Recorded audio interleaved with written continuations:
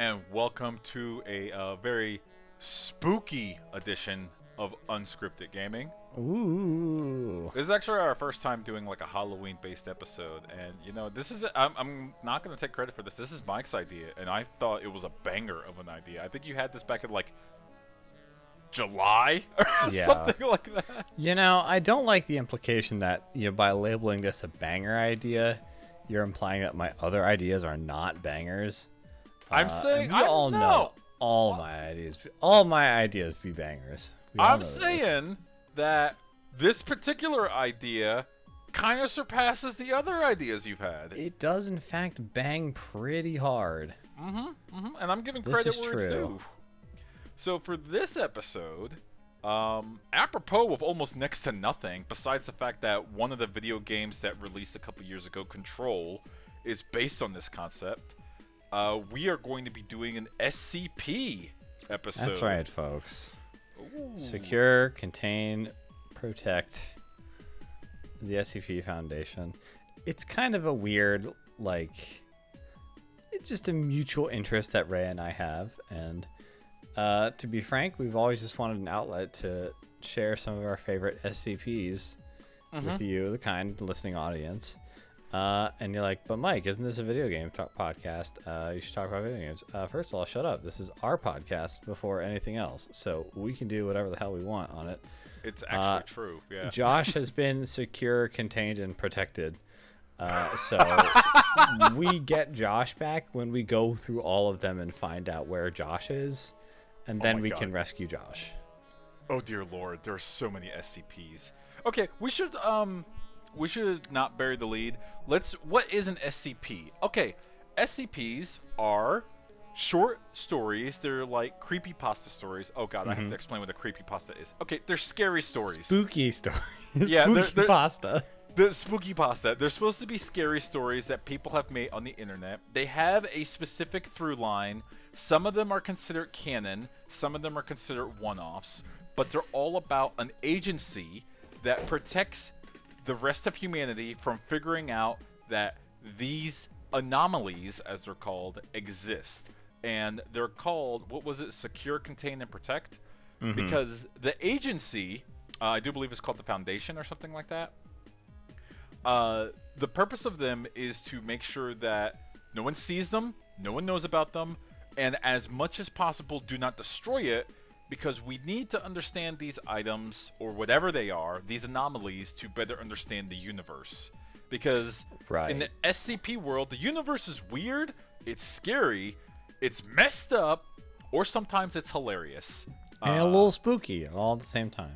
Yeah. So there are... Anyone can write an SCP, but for it to be approved on the SCP website, you could type that into Google, it does have to pass through what's called the O5 Council, which is a group of writers, short story writers, that are like, yeah, this is good, or they'll say, no, this is not canon, or they will actually sometimes decide, this is close, we will make it a non-canon story if you would allow it. So there's a small approval process to it, and it's kind of dope, and some of the stories that do get approved are great. So, that's right. We have a special for you today. Mike, go ahead. Yeah, well, just to add a little bit more context, it is kind of this community, kind of creative writing enterprise that is. I think there's just a lot of fun elements to it. I think there's a lot of just good layers of kind of horror and fear and just weirdness.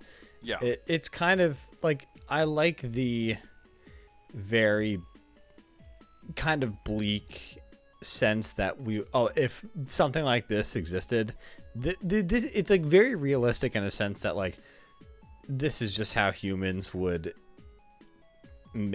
choose to engage with things like this. Not to say it's that thing we shouldn't do, but we would, there's an angle of this that's we should seek to understand everything. We should dissect and study these things, and instead of letting it kind of be a beautiful mystery in a lot of ways. And I think that is kind of an interesting subtext under every element of this that I think is an interesting like way to think about that. They definitely do. There's a lot of those stories where it's like the fact that it's like what is that? It's like the concept of the Heisenberg uncertainty principle, I think it is, where the more you observe something, the less it either exists or makes sense. Or just by the sheer act of observation, you are changing it. Right. You collapse the wave function, or you alter the wave function by simply observing it. There's a lot of that with a lot of SCPs. But let's get into a couple. So me and Mike picked, just to start, we picked one scary one each, and we picked one goofy one each. And it's not necessarily our favorites. I will tell you right now, this is not necessarily one of my favorites. It's just one I think about the most because I like it. So, Mike, you want to go first, or should I go first? I'll go first. All right. Now, a lot of you are gonna make fun of me when I say this, but in school I was a philosophy major. Shut up, I heard you. And let's just say, if you ask me, I think the trolley problem is very rote and very stupid, and I hate that it's something anybody talks about ever at this point. When it's clear that the solution to the trolley problem is communism. This is very simple. We've already solved it. What I'm proposing as a replacement is SCP-1733. Okay, I've never heard of this one. I'm excited. And so I don't want to read this whole thing verbatim because it's like, it's a lot. But like, actually, is there a specific author I can shout out here? Let me just make sure. You also don't be afraid to say what classification of SCP it is. There are different classifications based on how dangerous they are. Yes. So like this is like I think my favorite favorite SCP example, because there's a lot of SCPs that are kind of like a lot like people's OC. It's like, oh, this is like this is like Sonic, but he's Goku. Like just like something really OP and something like that. Like this just fits like right into that like Twin Peaks, this is a weird thing niche. One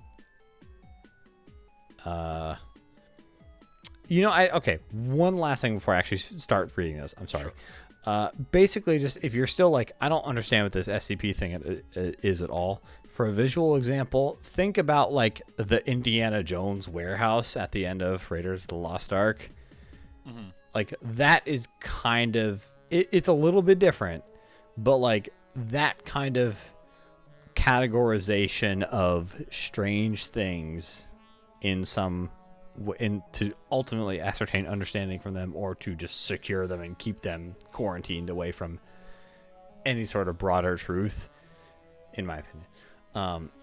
That's kind of what's happening here on a very base level. So before you begin, I just wanted to go over the classes, the definition of the classes, so that when we do our different ones, the audience kind of knows the classification, because you should announce your class first. So there are 5 classes of SCP.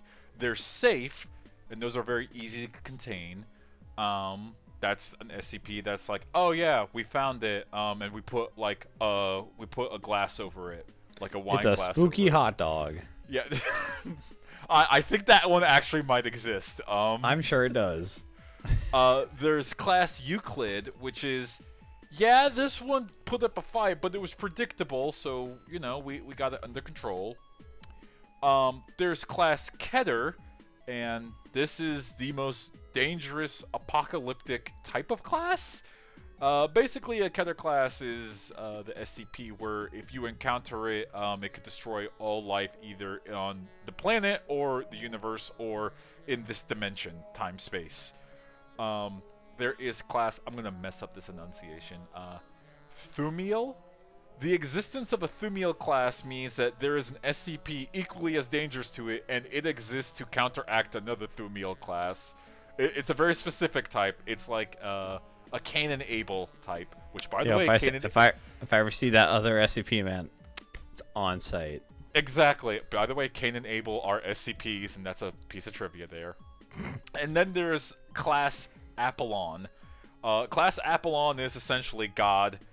Is another way to put it. This is an impossible to contain or sometimes understand SCP, where it exists. There's nothing you could do about it. There's sometimes no way of observing it. This is also the rarest type for like the writers to actually give a classification to. This is a story is written in such a way that there's no way to actually like it's dangerous. It also is like there's nothing the Foundation, even in any infinite type of story writing, could do to do anything about it. So it's just kind of there. And it's a relatively new class. Piece of trivia: it didn't exist until 2014, even though the SCP articles have been written since like 2008, 2006. So they had to create a new classification for it. Yeah. All right.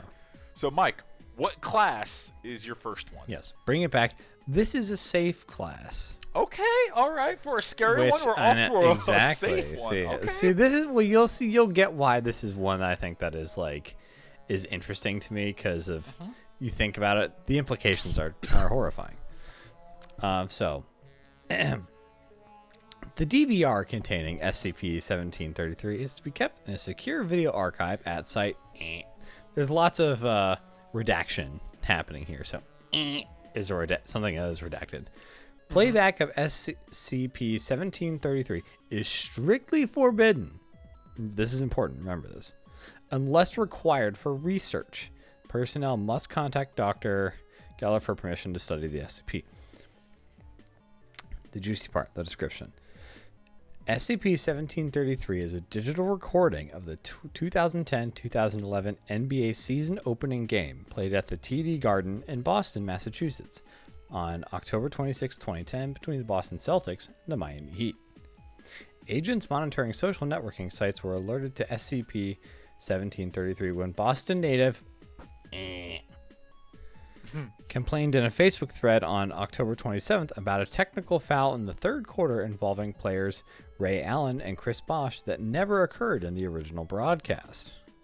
When confronted, redacted, uploaded the relevant segment much to the confusion of his derogators, or I guess people who are like saying BS post vid or it didn't happen. Foundation agents embedded in Facebook's moderator team deleted the thread and procured the IP addresses of all individuals present at the chat at this time to locate and administer Class A amnesiatics. The Motorola brand DVR containing SCP-1733 was recovered for study. I said I wasn't going to read this whole thing verbatim, but here we are. Go for it. Study of the footage has since revealed the nature of the recording's anomalous properties. Although initially diverging from the original broadcast only negligibly, such as quarter point totals and occurrences of fouls, SCP-1733 has begun to markedly digress from the content of its earlier playbacks. Recorded entries have been observed to retain memory of previous playings, and as such have developed a burgeoning awareness of their existence. It is hypothesized that playbacks impart an quantifiable measure of cognizance to the entities inhabiting SCP-1733, with consecutive playings greatly expanding recall of previous events. This effect is cumulative and extends to all persons in the arena.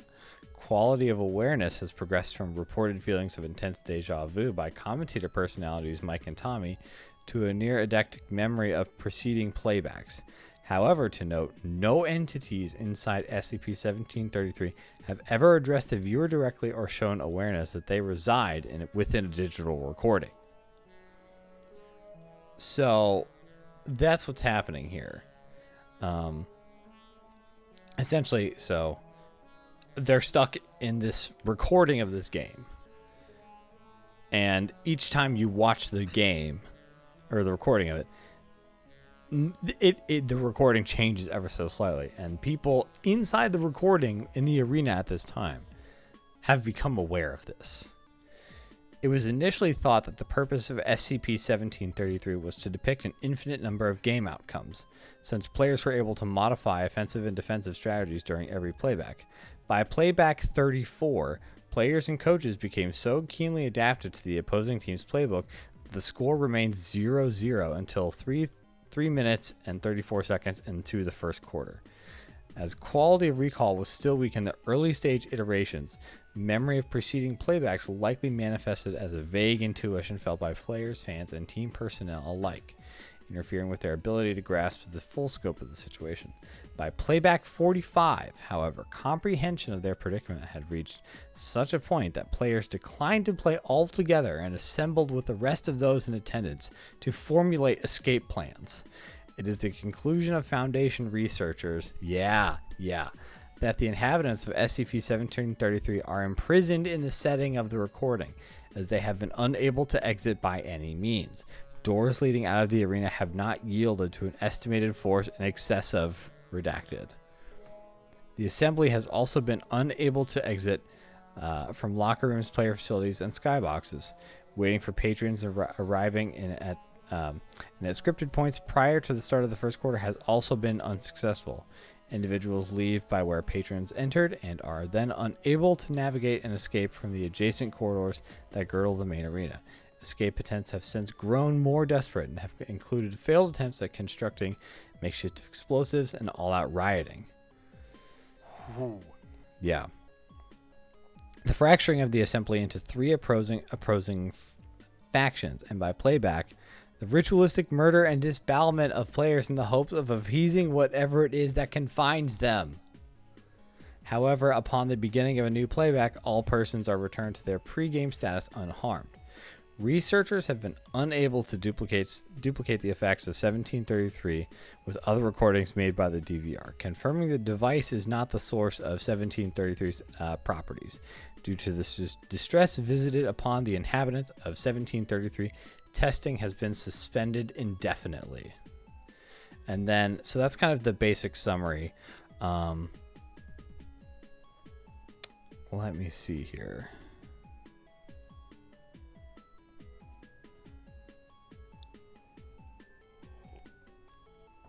So that kind of ended, talked about how things got weird around playback 45.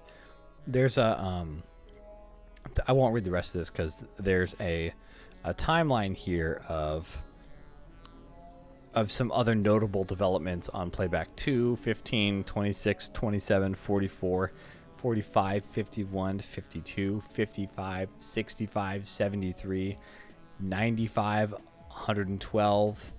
Mm-hmm. And then the next three are redacted, and it seems that the recording seems to be degrading rapidly in some sense. So I really like this SCP because it's very much, not a, like, this is a thing that could kill God and everybody else kind of power level thing. Yeah.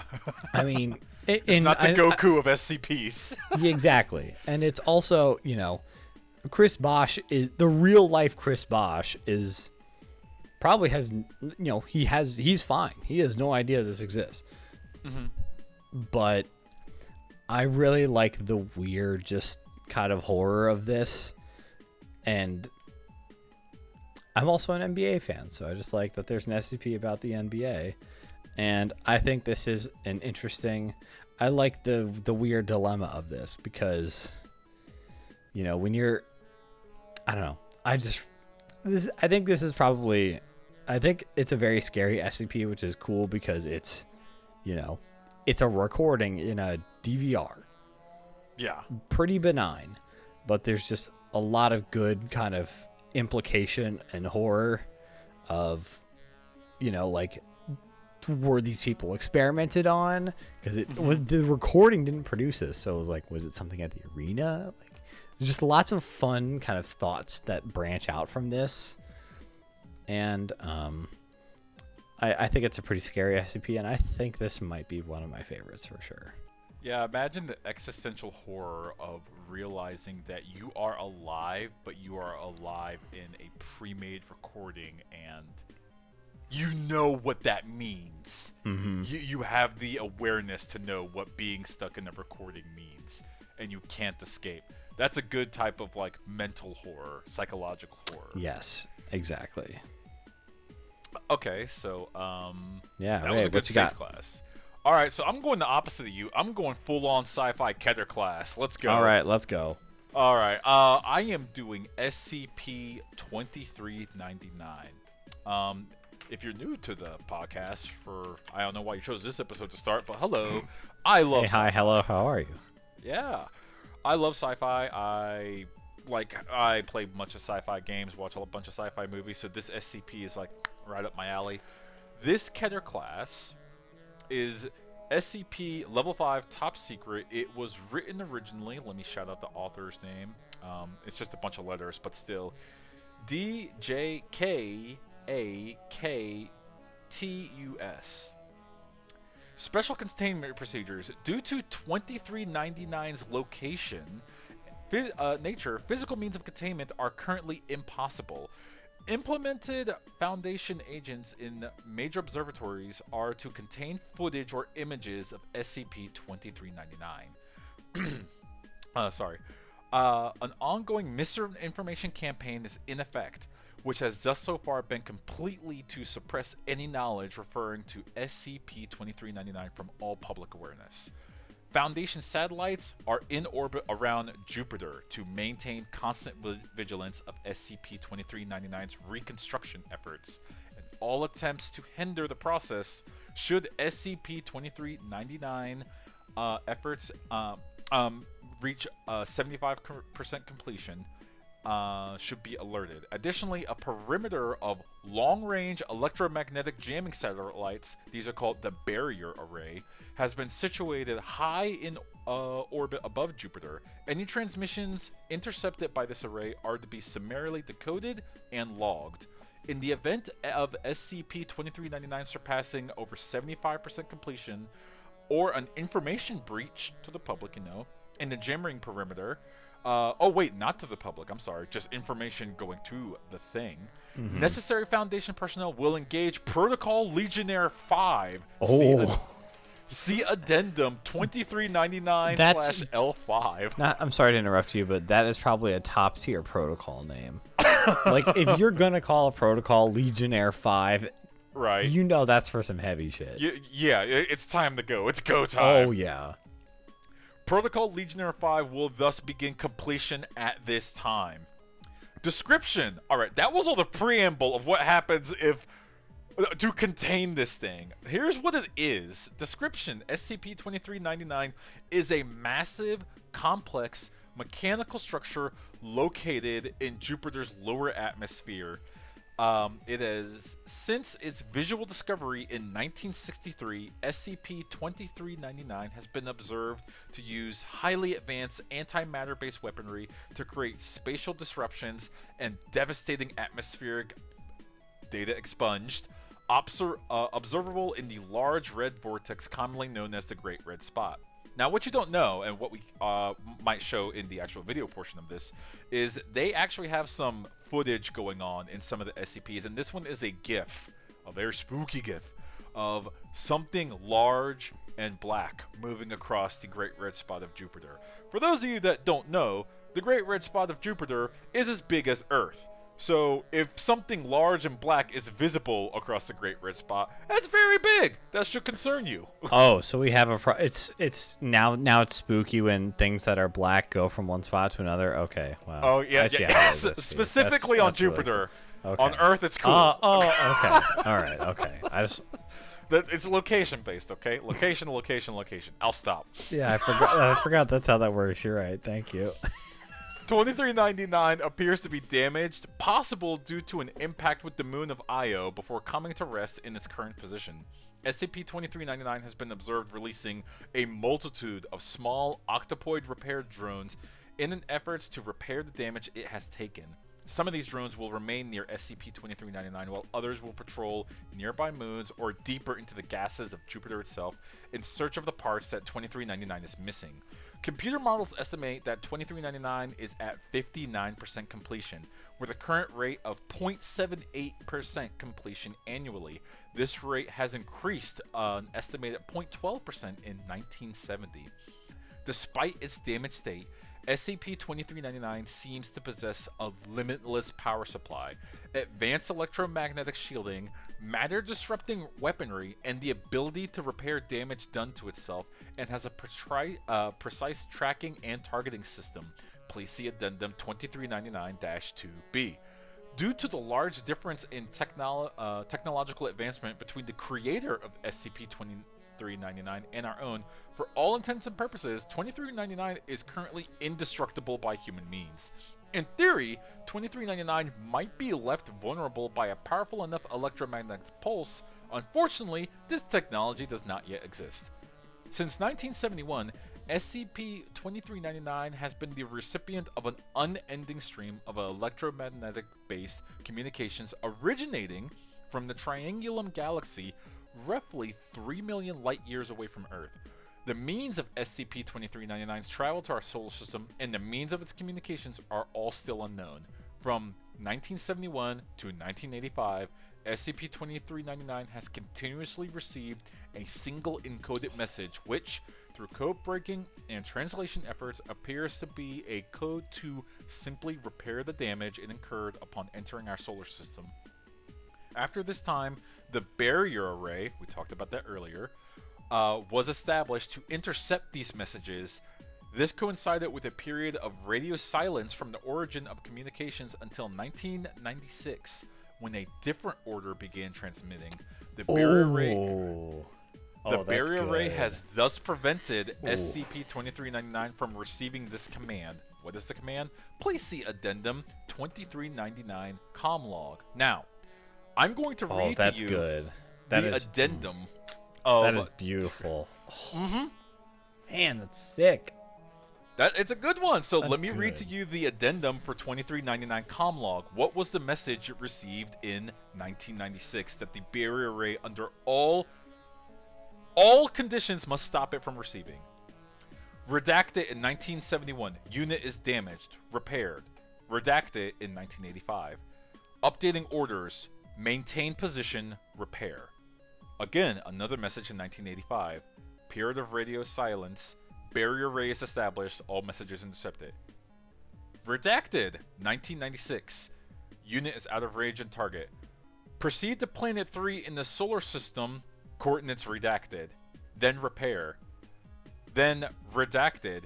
Unit is out of range of target. 2015. It gets a message. Proceed to planet number 3 in solar system. Priority target. Cease repairs.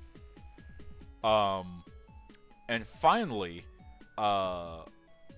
footnotes, the repair of SCP-1396, for those of you that don't know, I read this story before. 1396 is one of the satellites, and repair of this satellite that it is receiving the messages, or the SCP-2399 is receiving the messages to, has been deemed irreparable. And finally, the last thing I want to read to you, this completes the story. And I mentioned this before. I want to read to you guys, I'll give you the summary of what 2399 Legionnaire 5 actually entails. Legionnaire 5 is Apocalypse. The SCP Foundation realizes if this thing was to activate, there is nothing that we can do to stop it. We do not have the technology when this plane was created, and there is no reason to believe that in the future that we will have this sort of tech to stop it.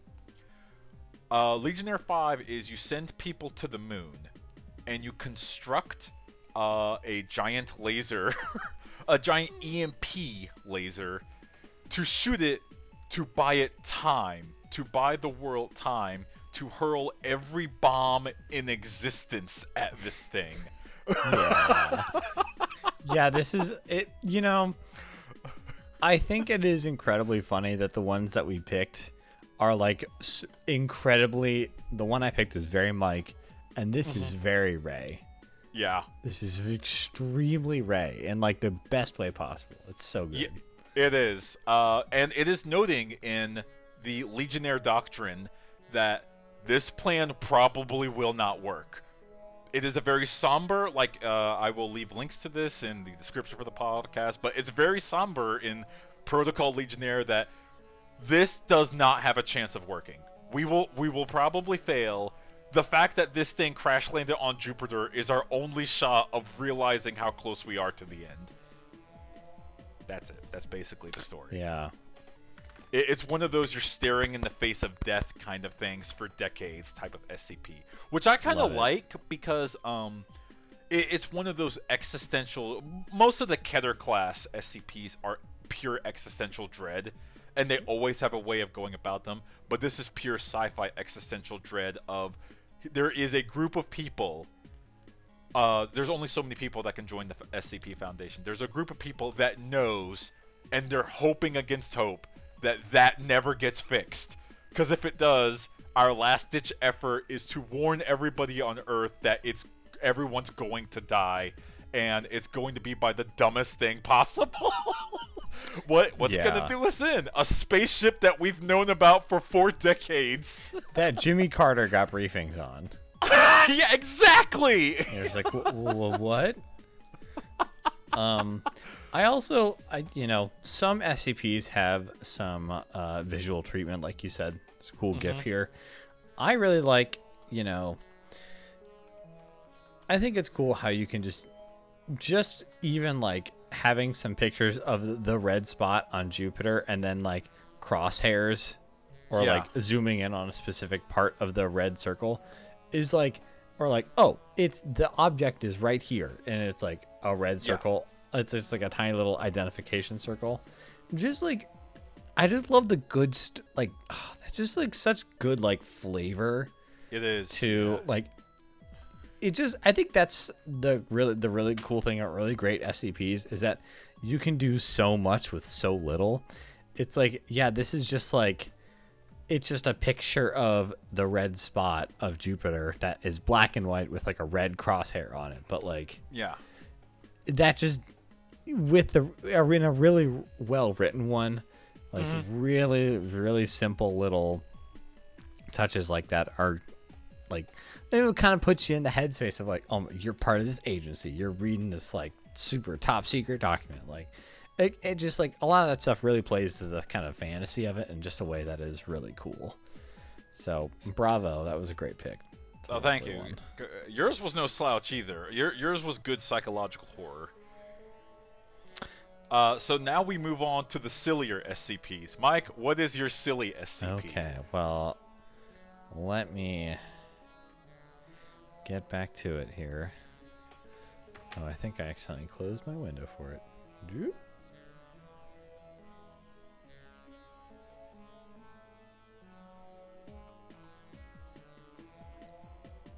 Okay. I just want to make sure this is the... I had it, and I think I closed it, actually. Whoops. 5308-J. 5308-J? Yes. Gotcha. Okay. This is another Euclid/Ketter class SCP. There's actually a couple of different ones here. So, special containment procedures. The items collectively known as SCP-53008-J are to be kept in 5 meter by 5 meter underground rooms with steel walls no less than 1 meter in thickness, with a 2-inch plating of assumably some it looks like called telekill alloy, which is very funny. Telekill alloy. The entrance to these vaults is to be guarded at all times by at least 200 guards from special forces backgrounds, 17 Class D personnel blinded and given flamethrowers, 3 priests, 2 rabbis, an imam, a Sherpa, and a Girl Scout of Abrahamic faith. 4 separate on-site nuclear devices are to be detonated in the event of a security breach. What the? You know how I said, like, I think some SCPs are goofy when they're like, this is the thing that is Jesus but God and could kill Goku. Yeah. This one is kind of like a cheeky kind of tongue-in-cheek of those SCPs, I think.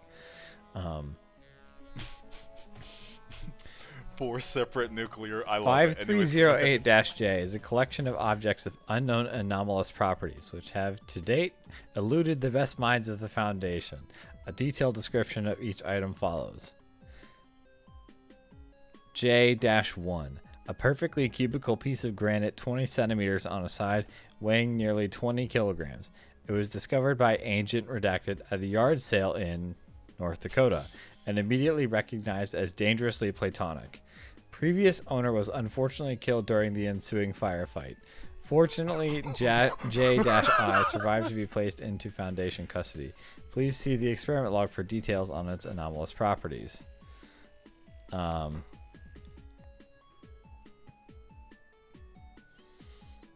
going to read you the just to get the idea here. Okay. Professor, please approach the cube. D-3534. Sure. Hey, why are you wearing that suit? Should I have a suit? Professor, make a note. Subject appears agitated. Mimetic or psychic effect 3534. Please pick up the cube. Okay. Oof. Heavy sucker. Interesting. Gravity manipulation. Oh, How do you feel 3534? Wait. We gotta take a moment to explain what a D class is. A D class is someone that was on death row, and it's basically a human that's been expunged from society for whatever reason. So the SCP Foundation says, hey, we'll take you up a death row, but we're going to use you for literally whatever experiment possible, because you were going to die by the state anyways. So I wanted to get that out of the way to explain what a D class is. I appreciate that. Again, like, undergirding even, like, all of the funny things, or like joke ones, is just like the horror of a managerial bureaucracy as a way to engage with the greater mysteries of our universe. Yeah. And I don't know. I kind of have a much more hippy dippy approach to the mysteries of our universe, in a way that I will not talk about here because you will find it boring. Not you, Ray, but you, the audience. I promise. I'd be interested. If you would like to learn more about this, I don't know, become Catholic for a little bit, and then watch Twin Peaks, and then come talk to me, and we'll figure it out. Interesting. Gravity manipulation. How do you feel, 3534? Huh? Fine, I guess. My God, it must be healing him. What? But at what cost? Look at his confusion. It's affecting his mind. 3534. How do you feel about the cube? It's an okay cube, I guess.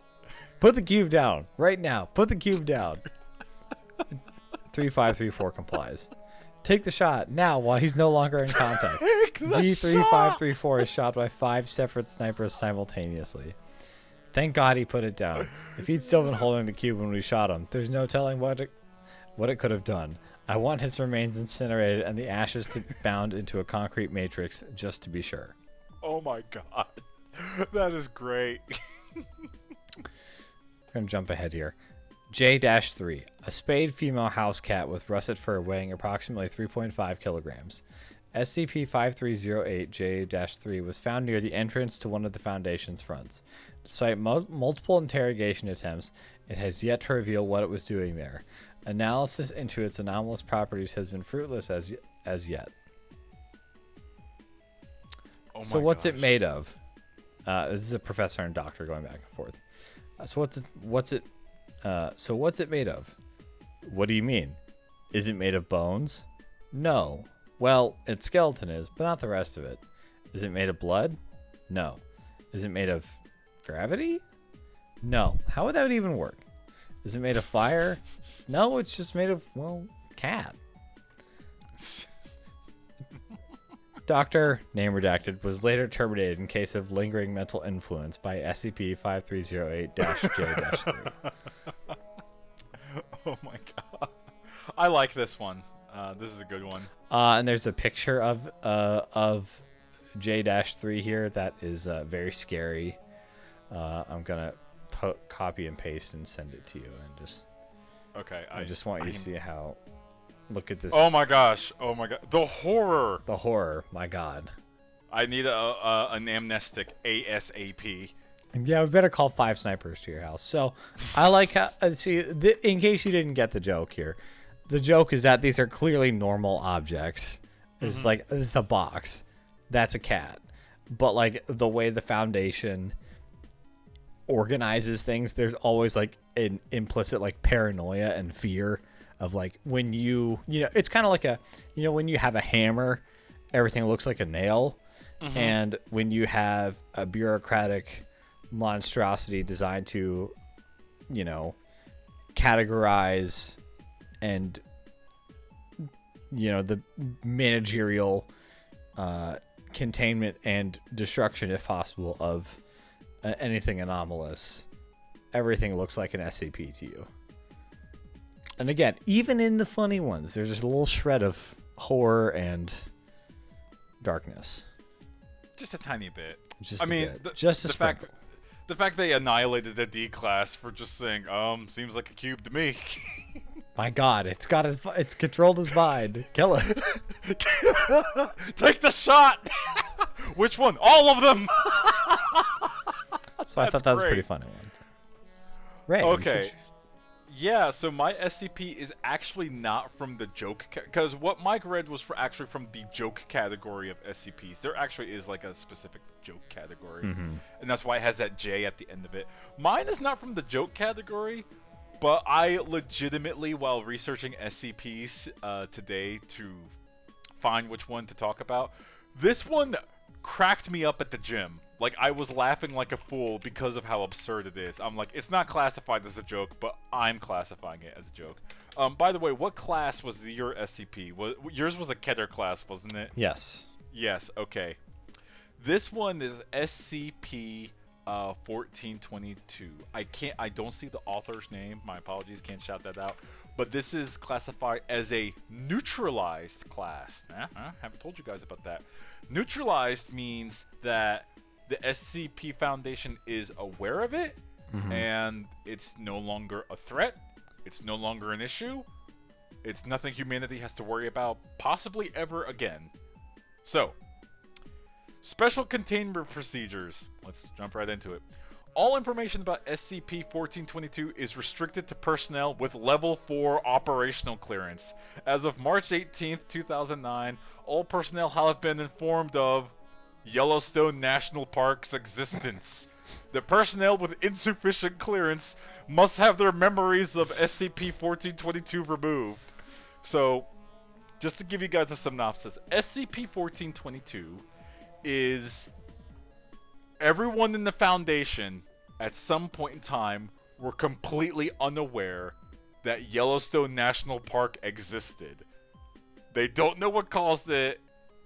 They couldn't look it up online. Every time they tried, a flash of a blur in their memory occurred, and they're like, what was I doing again? And then they go about their day.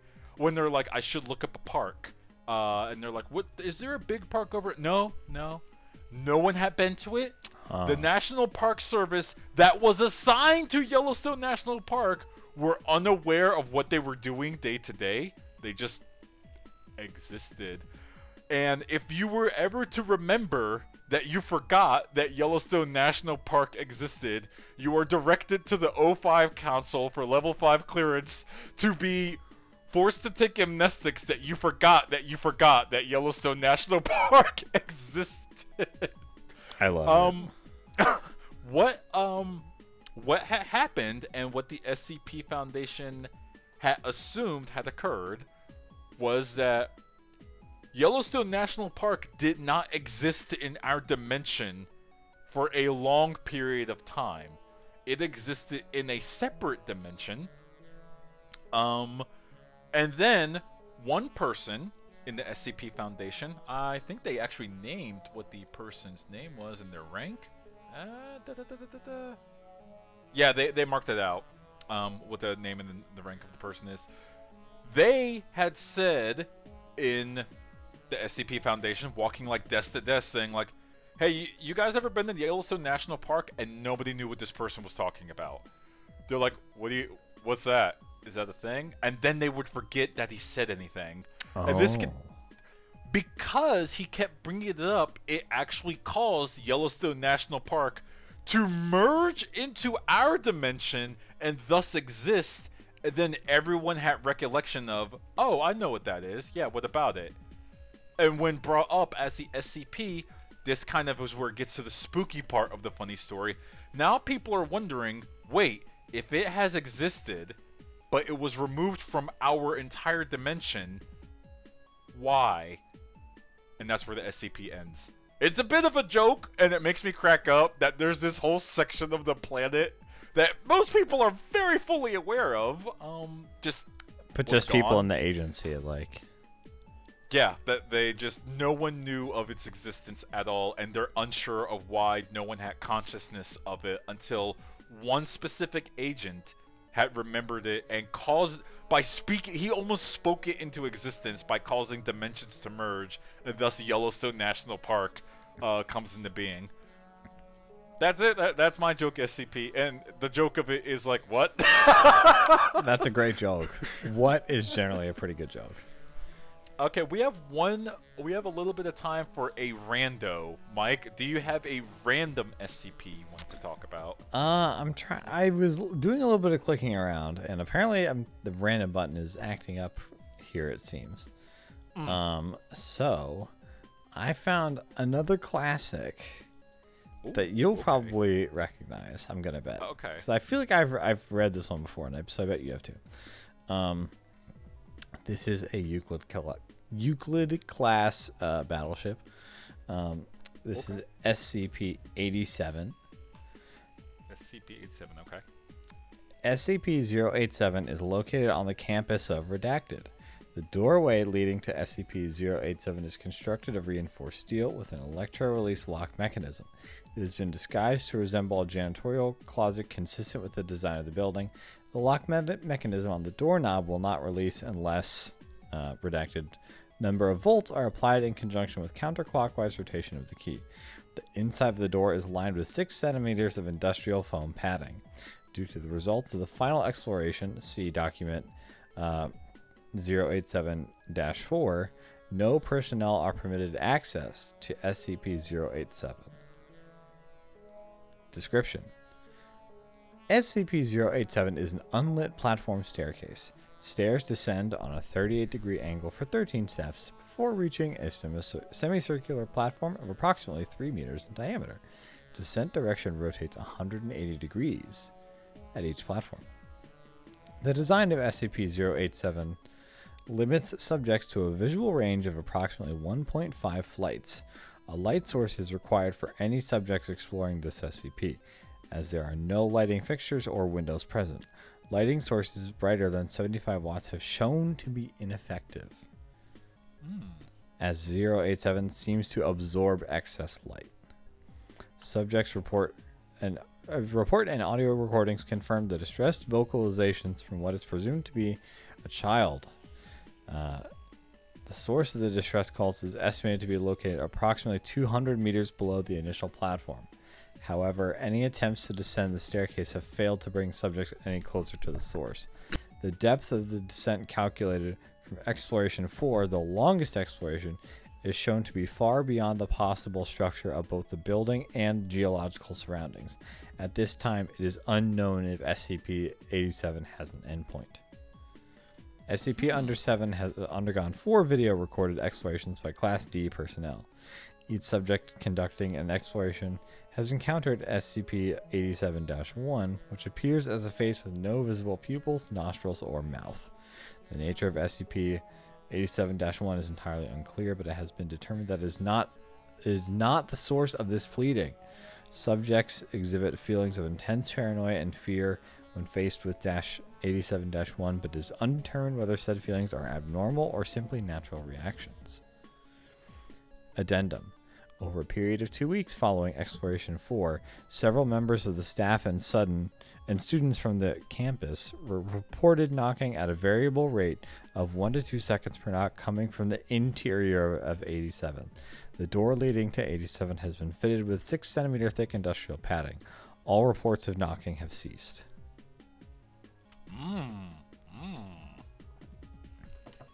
Just a good old classic spooky staircase that never ends.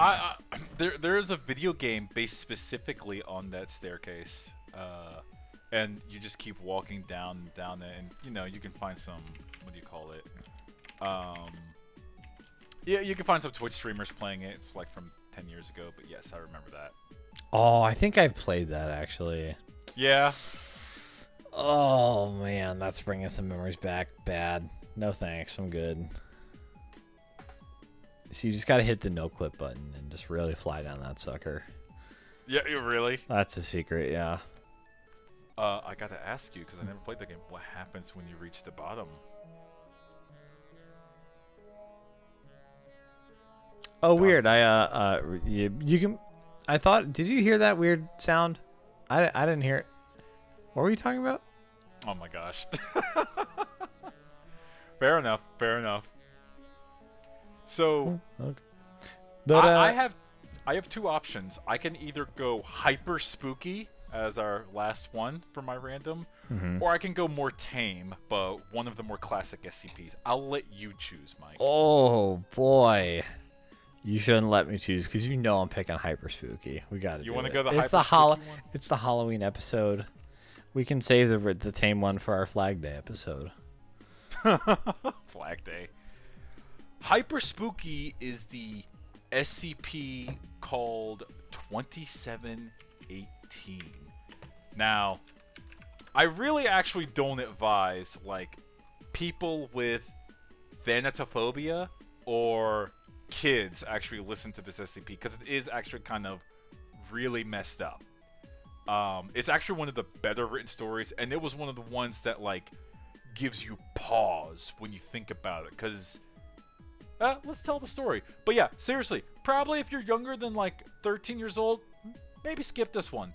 And if you actually have a legitimate fear of thanatophobia, yeah, definitely skip this one. The name of this SCP is called What Happens After.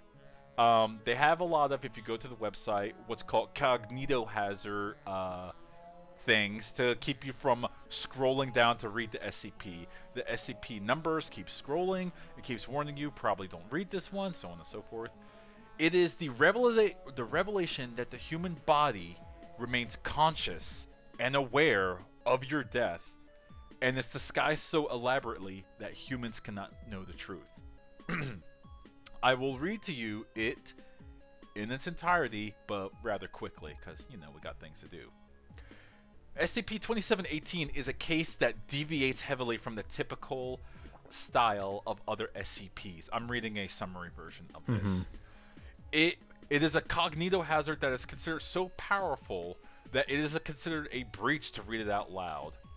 The Foundation will have to kill those who have seen or understand too much, and give them a, what is that word?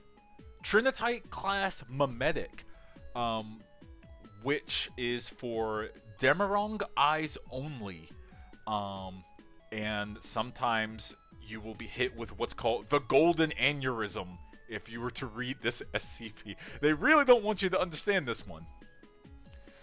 The transcript is of a person who worked for the O5 Council. He is O507. Now, what's important about the O5 Council? The O5 Council are the highest level members of the SCP. They're basically, think of the highest level person of any company. That's the O5 Council. So it's not some grunt or something like that. This is the top of the bureaucracy. Miriam Prather was stating that the overseers frequently and artificially extended their life, and having used only 19 known methods to do so, the only exception was Roger Sheldon, who refused all processes that took frequent unannounced vacations, of which both actions are now completely forbidden. One of those vacations, 18 years ago, Roger died from a stroke and was left to rot in the ocean. He died on the beach. Roger had possessed an important artifact at all times, as well as the knowledge of a unique word referred to as the shibboleth. And so 6 months prior to Miriam's recording of the Foundation scrapes up Roger's remains and what little is left of his defining personal belongings and the artifact, before completely reviving him so that he may recover the shibboleth from his memory. Less than a week later, Roger frantically hurries in a secret towards the containment chamber of SCP-106, believing that he can make some kind of deal with the Old Man. The Old Man is a different SCP that grants you eternal life, but you have to make kind of an apocalyptic style deal with them. Just kind of depends on what Old Man wants, right? That's SCP within the SCP. They do that all the time. Miriam and the Overseer detain Roger, and he gives a horrifying testimony and tells of what happens after death. To summarize, Roger was aware and conscious and able to feel the world around him and himself after he had died. He could feel himself decay. He can feel himself be eaten alive by fishes. He felt that he was holding his breath for 18 years long.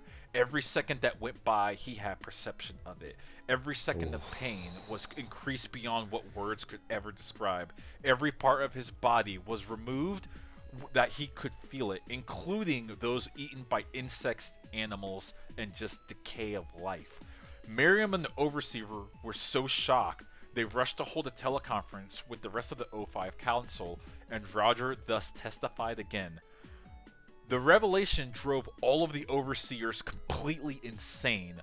One by one, they all succumbed to shock, stress, anger, and the desire to have honor over reason.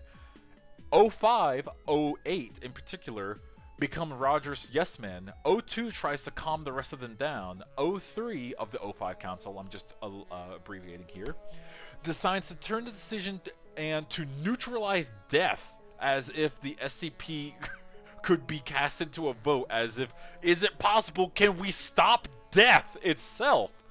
06 seconds this motion, and O513 suffers an instant heart attack from the realization of the inescapability of this.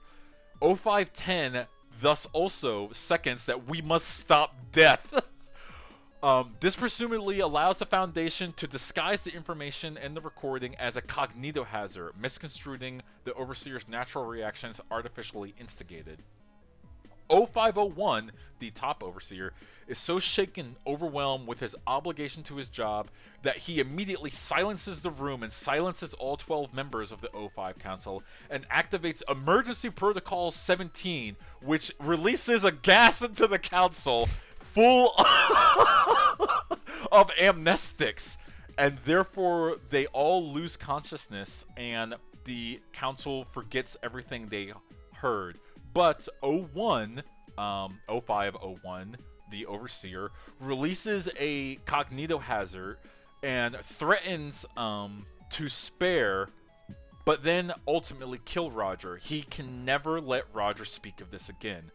Roger and Miriam escape the Foundation. That goes into a little bit of a story of how they're running full tilt from it. Miriam is machine gunned within seconds because she's running from the SCP Foundation. They've dealt with Cthulhu horrors. I think they could deal with a human running out of the building. You know what I mean? Mm-hmm. And her last words are a cry for help. She calls out for the Overseers that they are wrong and they must put honor above the reason that they are having this reaction. Her recording ends and it is locked away against an information hazard so no one else can access it. Moments later, SCP-06 breaches containment of his own accord, and Roger is declared KIA. Though, given the circumstances, it is possible that he is sealed away in the pocket dimension that SCP-106 contains, to forever avoid being returned to the Foundation. Because no matter what happens to the living, it will always be better than death. So, Roger having seen the reality of death, chooses to live out the rest of his days in a separate reality where it's very possible he can't die. And as for the rest of the SCP Foundation, except for the Overseer, she is the only one that knows what happens after death. That is my spooky ending. Man, that's a good one. I love it. I love that one. We love it. Well, this was fun. Oof, yeah, that's a big one. That's a lot to take in. Oh boy. You asked for this. You could have had the safe option. I did ask for this. Yes, I did. Isn't that funny? Oh goodness. Yeah, that one. I actually, and just to clarify on the podcast, I actually do suffer from thanatophobia. And reading this one, it gave me a lot of pause. Now, obviously, it's a short story written by someone like in front of their computer, but that's a good one because if you're gonna scare the shit out of someone, why not scare the shit out of something that they could never ever control, and it's inevitable? Because what if the inevitable was worse than anything you ever thought possible? Yeah, you don't think about it that often, but it's just like, not to like trigger anything, but like, it's kind of weird when you think about it. And I really don't try to think about it because it's real fucking scary. It's a lot, yeah. It's a so lot. what if the scary was this? What humans have that natural avoidance of death. If you're listening to this podcast, congrats, you have successfully done your base biological function of not die. Like from whatever means. Get vaccinated, by the way. just throwing that out there. I feel it's needed. Probably a good idea, folks. Yeah, it's please get vaccinated, please, for your health. But what if, and this story just goes into what if the consequences of just living, the ultimate end, was so beyond the beyond that even the people that stop like Lovecraftian beings go insane. One of them has a heart attack and dies from this knowledge. That's unheard of in the SCP other stories in Foundation. And this is classified. Yeah. I think the classification was unclassified because the Overseer does not want to classify. The Overseer does not want you to know that this SCP exists. As a matter of fact, that if you go to the original website, which I will link in the comments if you really want to read the whole story, because the story is way creepier than I just described. They actually go into like a lot of detail. They say you need special eyes that will automatically erase the memory once you read this story. Yeah. This is arcane knowledge you should not have. I mean, it's a really good kind of the fundamental like horror element here is just that, what if there aren't a lot of great things about dying? Yeah. This is an all-time no duh statement for unscripted gaming here. But as someone who's I would say religious and spiritual leaning person, there is, at the end of your physical life, there is a release of sorts or transformation into something different. And one of the scariest things possible is I really like that idea of no, there's not. You're stuck in this thing forever. You're stuck here. Not even the it's black. That's it. I see you for the rest of time. That's it. You're done. Nope. You're stuck in your little meat bag. Yeah, the consciousness carries with you. You just can't move. For those of you that have ever had... what's that called? That's fucked up, man. Imagine that's forever sleep paralysis. Yeah, that's basically what that is. It's forever sleep paralysis. You just have the Baba Yaga sitting on your toes for the rest of your eternity. And it's not even just sitting there. You don't even lie there. You're decaying, and you feel the decay. Oh, man. Just like nasty little guys are coming to get at you. You're like, no, get off me. No, my spleen. Oh, I was gonna use that. And you are conscious of when a wolf comes by and takes your liver. I guess like. Well, then because I don't want to think about the mechanics of this. This is not good. Ladies and gentlemen, we got him. This is bad. This is not good. I'm like, what if you get embalmed? That's gotta hurt. Oh shit! I mean, because that's just like, well, and as a matter of fact, we do know that hurts because that's called, death sentence by injection, which is an incredibly inhumane thing to do to somebody, and is, no nation with a soul would do that to people. Hot take for those that don't know it. That out there. You live in an evil country. That's the hot take right there. Yeah. In case you guys don't know, I'm sorry. The host of Unscripted Gaming might be against the death penalty for a lot of very obvious reasons. Yeah. Yeah. This story included.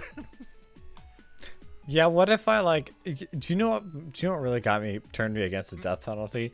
SCP-2718. That's what did it finally after all these years. Imagine that guy. Oh wait, that guy is me. Oh no. But you know what? There actually might be someone that read this and said like, "Huh, I'm gonna reconsider a lot of things." And that's it, as a writer, that's the least thing. That's a pretty lofty. You got to be happy with that. If someone read your work and then reflected on something deep and important, what more can you ask for? Just to give away the farm, the SCP I was going to read that was ultra safe was going to be one of the O1s. Okay, so just to get this out of the way, in case you guys are interested in reading SCPs, you should. They're really good stories. And just to bring it back to video games, if you like reading SCPs, you should play the video game Control by what's the name of that studio? It starts with an R. Remedy. Remedy, thank you. Control is. It is and isn't like the official SCP video game. You don't know what I'm talking about? It's about as close as we're probably gonna get. Yeah. SCP-01, there's a whole subcategory of O1s because everyone wants to be the top. I'm the biggest SCP, so I have top classification 01. There's a whole section of them. And the one I was going to read, because you brought up Catholicism, was going to be SCP-01, the Angel of Light. I'm not going to read it now.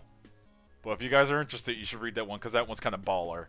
It was a safe one, but I love it because it's just dope. It's super dope. Happy Halloween, everybody. Happy Halloween, everyone. All right, let's end it here. We don't have Josh here, our hype man, to go ahead and go over this, and I'm not going to lie. I'm typically bad at this. Mike, you want to give it a shot? No. Okay. Google Unscripted Gaming. We have a Twitter account. If you're listening to this, you already should have left us a 5-star review on wherever you get your podcasts. I think we actually do have quite a bit of 5-star reviews, so that is very appreciated. Hey, look at that. Thanks, folks. Make a new account and leave another one. Gosh darn it. Okay, don't do what he just said, please. We have a whole untold story about how that's such a bad idea. I forgot. How could you forget? I think about it every time I upload a video. That's why he got SCP. That's what happened to him. There's a guy who likes his own comments. He must be some sort of anomaly. It's the only explanation. I know we're just spamming inside jokes at you guys, but he knows what he did. If you made it into an hour and 8 minutes into this podcast, this is your prize. Mm-hmm. This is your eternal reward. Visit us on Twitter. Visit us on Facebook. Visit our website, which is unscriptedgaming.com. And I hope you enjoyed this Halloween one. I'd love to do it again next year. But honestly, maybe we shouldn't. Maybe we should do another. Maybe we don't have to wait a whole year. Dropping some knowledge there. All right. We'll see what happens. I don't know. This was pretty fun. I had a good time. Yeah, I enjoyed it. I did enjoy it. Once again, baller idea by Mike. Super baller idea. Speaking of which, my name is Ray. My name is Mike. Thank you very much for watching. Y'all have a good one. Peace. Stay spooky out there.